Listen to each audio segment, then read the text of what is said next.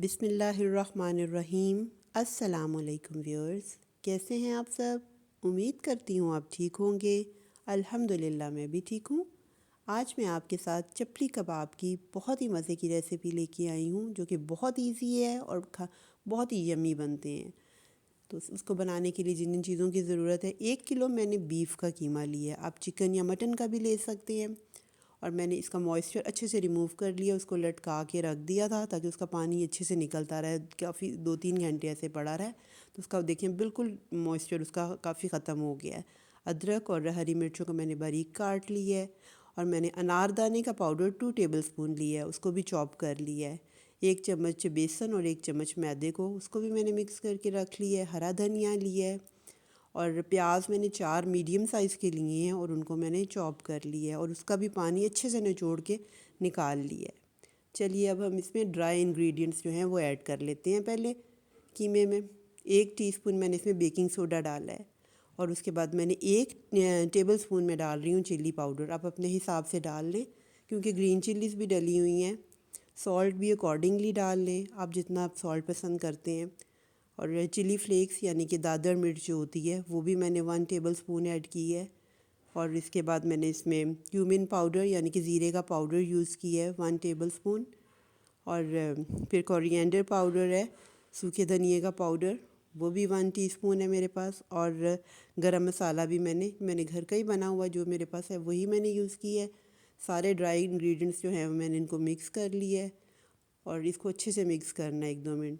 बेशक अभी हमने इसको चॉप भी करना है, पर अभी इनको ड्राई इंग्रेडिएंट्स को हम मिक्स कर लेंगे और फिर हम चॉपर में डालते जाएंगे ये सारे इंग्रेडिएंट्स जो हम दें, जो मैंने अभी आपको बताए हैं।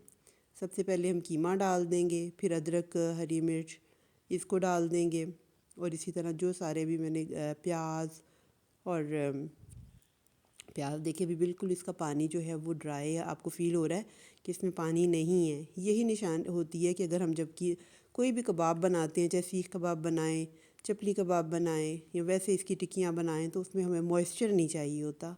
जितना मॉइस्चर हमारा इसमें से ख़त्म होगा उतने ही अच्छे हमारे बनेंगे। ये इसमें मैंने 1 टेबलस्पून मैदा और 1 टेबलस्पून ही बेसन डाला था, उनको मिक्स कर लिया था ताकि इसका मॉइस्चर जो भी होता है वो इससे भी ख़त्म हो जाता है।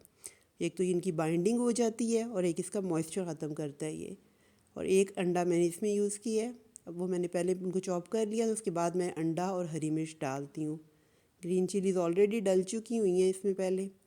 तो अब मैं फिर इसको 1-2 मिनट 1 मिनट तकरीबन फिर इसको चॉप कर लूँगी ताकि सारे ये वाले मसाले भी जो हैं वो अच्छे से मिक्स हो जाएं। जब ये सारे मसाले हमारे मिक्स हो गए हैं, उसमें चॉप हो गए हैं, तो हम इसको निकाल लेंगे चॉपर से और इसकी फिर शेप बना लेंगे जैसे हम कबाबों की बनाते हैं। हमें चपली कबाब बनाने हैं तो इस वजह से उसकी शेप ज़रा थोड़ी जैसे वो होता है ना, लंबे हाथों से ज़रा बड़े बड़े से थोड़े से बनते हैं चपली कबाब। सबका डिफरेंट होता है स्टाइल वैसे बनाने का, कई बहुत ज़्यादा बड़े बनाते हैं, कोई नॉर्मल। तो मैं तो इसी तरह ही बनाती हूँ।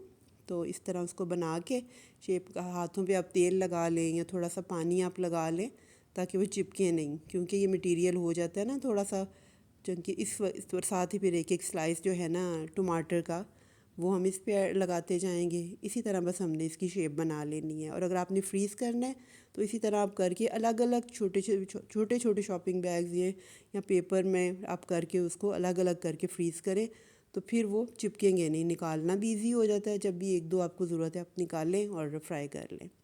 अभी मुझे इतनी ही ज़रूरत थी तो मैंने कहा मैंने ऑयल डाला है। आपको पता है जितना मैं ज़्यादा डीप फ्राइंग नहीं करती हूँ, तो मैंने थोड़ा सा ही ऑयल ऐड किया है, तो मैं उसमें इसको फ्राई कर लूँगी।